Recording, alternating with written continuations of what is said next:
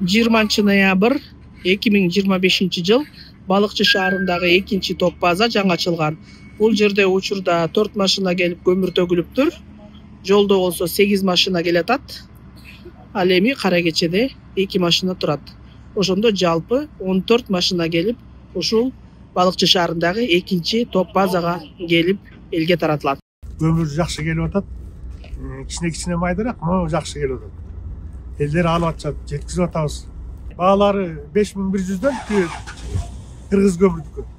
Биздин доставкалар 40 леттен үстү 1,5 менен барып атышат, 40 леттен ылдый жагы 1000 менен барып атышат. Мы с утра приехали, заняли очередь, здесь живая очередь у нас.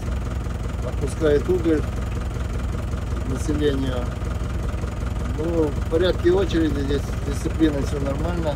Балыкчы шаарынын айдоочулар жааматы топтолуп алып, Балыкчы шаарына элдерге арзан көмүр таратуу максатында кыргыз көмүрдүн коюп берген баасы менен кыргыз көмүр менен биргеликте иштешип, ушул топ базага арзан көмүр алып келүү түшүрүүдөбүз.